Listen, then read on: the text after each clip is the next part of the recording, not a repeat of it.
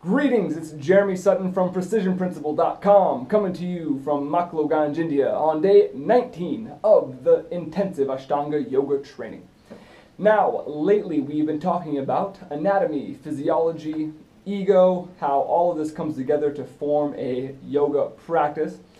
In particular, in the anatomy and physiology classes, we have been covering all of the muscles, all of the joints, the specific movements of all of the joints, and what muscles are involved in all of those movements.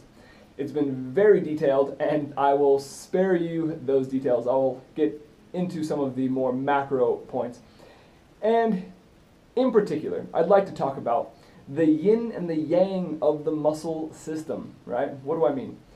That is, for anyone who's into fitness, this won't come new, but it's worth noting that all of our muscles only contract or release. That is, when we engage our muscles, the muscles are pulling inward, all right? So that kind of raises a question. Well, wait, what about when we extend our arms, right? Well, because muscles only pull towards the side that they're on, right? So that is, if I have my arm here, if I close my arm, it means the bicep is pulling the arm in and some other muscles. If I push my arm out, then it's the opposite movement. Anyone who does arm exercises will know that the tricep is actually pulling the outer edge of the arm. The importance of this is that because we have two sides to every movement, we have a kind of a yin and a yang of the muscle system. I'm going to just call it that for now. Now, when we are doing movements in yoga, it's important to recognize this dichotomy, that we have one muscle group that pulls us this way, one muscle group that pulls us this other way. Because in order to get full benefits from any single position that we're in, we're going to have to engage the muscles that move us forward or in the direction and relax the muscles that are on the opposite side. All right? So, for example, many people have issues with back bends, right? It can be a difficult movement for many people. We think, oh man, I'm going to hurt my back. I want to be careful. So I remember a very big aha moment I had about 1.5 years ago in a previous class when my first teacher explained this yin and the yang of the muscle systems, right? And we'll be doing back bends, reaching over the head. And I thought, you know what, man, I can't go very far at all. This is as far as I can go. That's all I can do. And then all of a sudden, when he told me about, okay, when you're doing a back bend, that means we have to engage the back muscles that pull us in the backward direction, but also we have to relax the stomach muscles, right? So most of us in the Western world, we do more sit-ups, we do more front exercises than we do back exercises.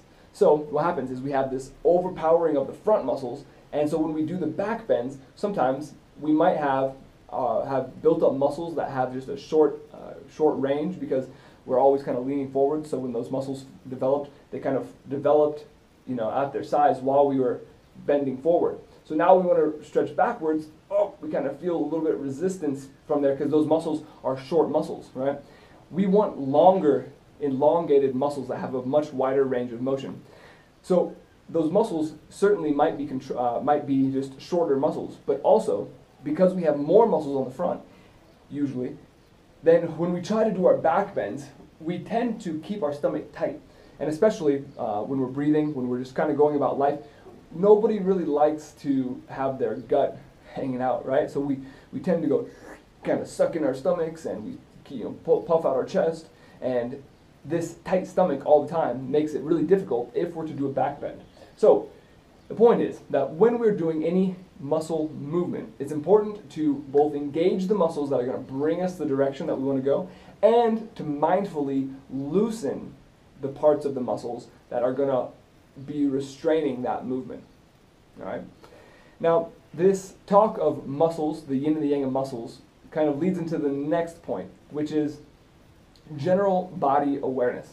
Yoga, of course, helps with body awareness because we're doing physical motions, often positions that we're not used to, right? And so there's an image, for example, of the human body. In the book, A User's Guide to the Brain by, I believe it's Dr. Ratey, R-A-T-E-Y, however that's pronounced, he describes that the brain has a certain number of neurons, right? But the number of neurons for the different parts of the body are not all the same. That is to say, that the number of neurons required to move my hand is a much larger percentage than the number of neurons in my brain that are dedicated to moving my stomach or my abdomen or even my legs. All right? That is, a much larger percentage of our brain mass is dedicated to neurons that move specific parts of our body. In particular, the more detailed and refined movements that we need to have, the more exact movements that we need, the more neurons are involved with those motions. So, the hands, the fingers, our lips, our tongue, I believe our feet to a lesser extent, our feet probably, but mostly the refined movements of the face, those that have to do with speaking and those that have to do with hand movements are basically the most elaborate. Those are the parts of the bodies that have the most brain neurons associated to those areas, right? Another way to think about this is that we have a lot greater awareness of our hands and our mouth than we do, say, of our torso, our legs, or even of our toes. You know, for example, I can do this with my hands, no problem. I can do this with my hands, no problem. But try to do that with your feet. Try to put all your feet on the ground, press into the base of your foot, press 4 toes down, and lift up just your big toe. And then do the opposite. Put your thumb down, and then lift all the other 4 toes up.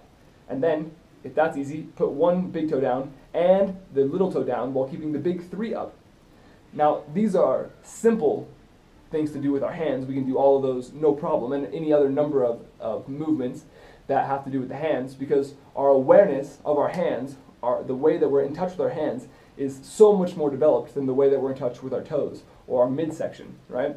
So we have such greater awareness of certain parts of our bodies. And one thing that yoga is excellent for is basically expanding our awareness into the other parts of our bodies.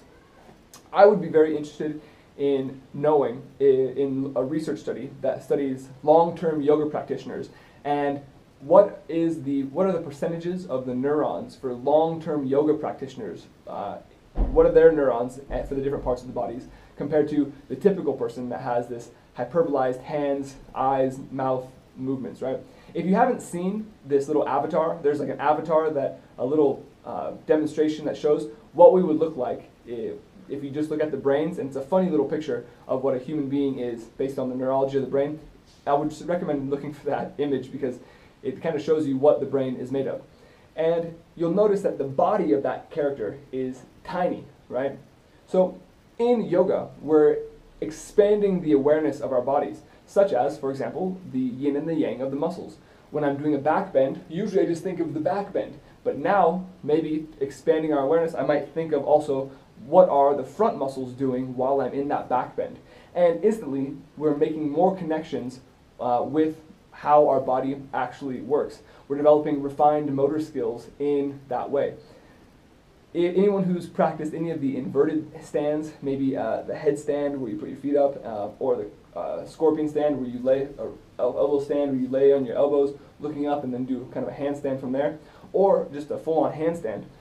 Anybody who's practiced these movements up against a wall or not will notice that when you first start to do them, we have so little awareness of what it's like to be inverted that our balance muscles, they kind of shake everywhere, and we go, oh, we fall, and we go, and we fall, and we go, oh, we fall. But then one day we go up and we kind of find that balance point, and you might be shaky, but you're like, oh wait, I'm in that spot. Maybe 3 or 5 seconds, up and then falling down.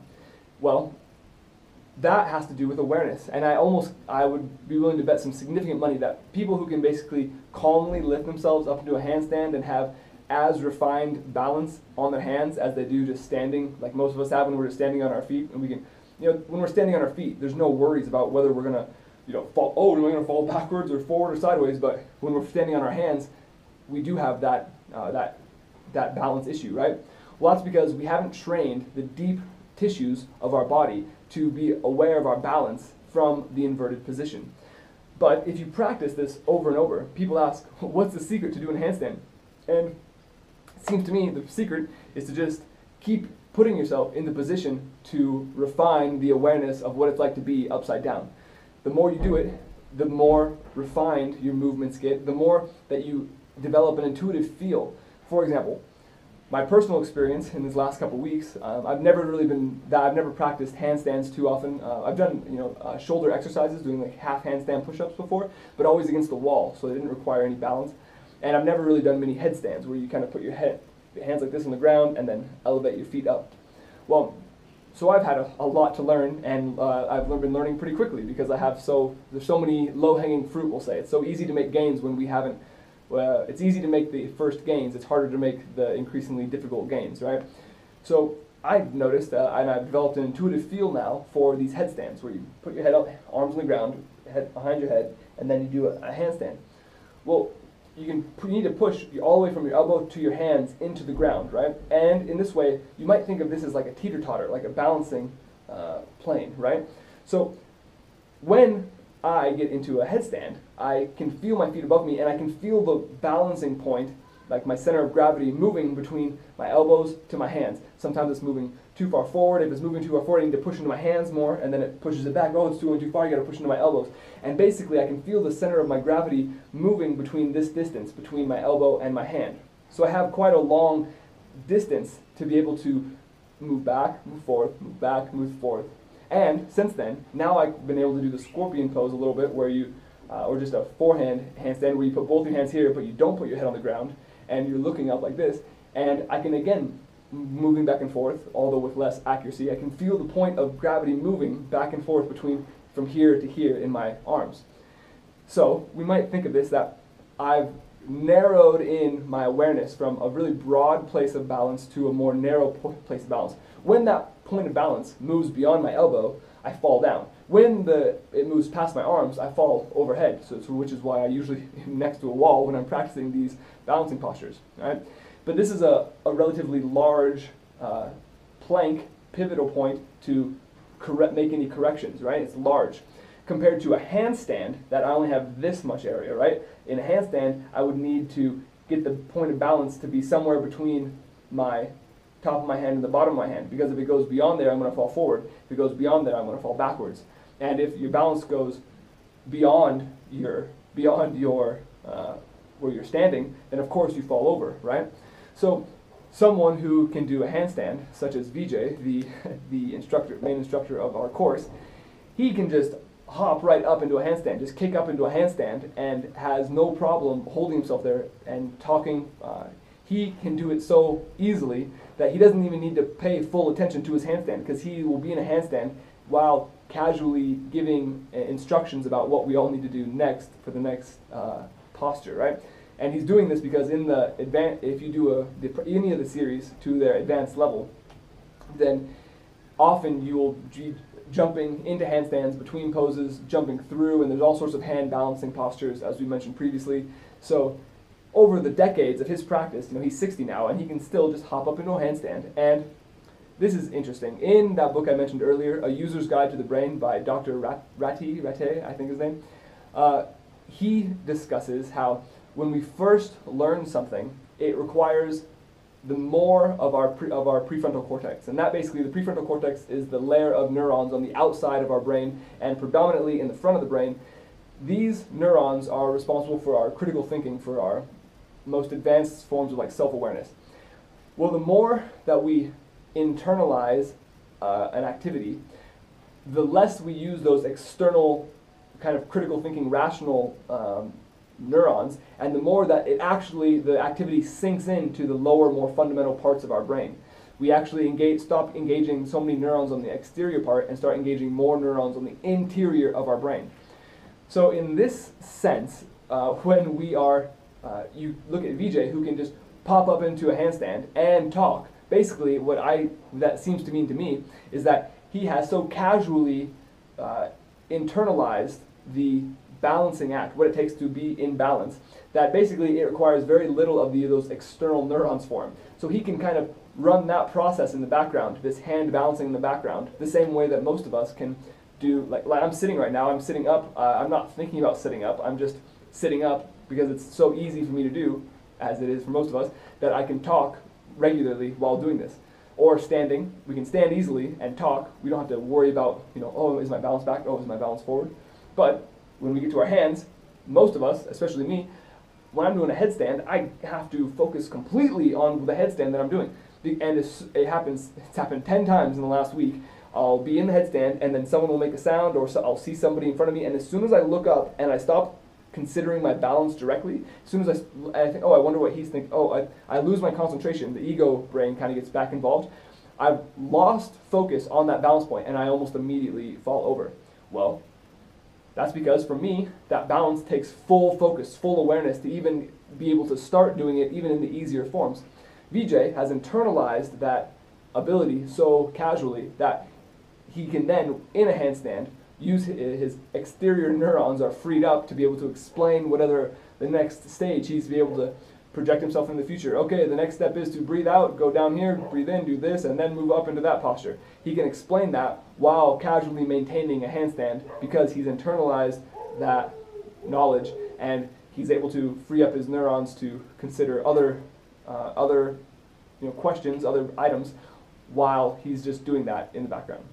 So that is a bit of the yin and the yang of the muscles, talking about body awareness, increasing the general awareness we have of the body, which I'd like to know more about this, but it probably means from a neurological sense, when as we increase our body awareness, we're probably actually forming neural connections between those parts, those nerves that have to deal with our core movements and the other parts of our body. Balancing, inversions in particular, are a difficult point of awareness that you just have to keep going into it, and we develop awareness over time by simply repeating the process. That's nothing new.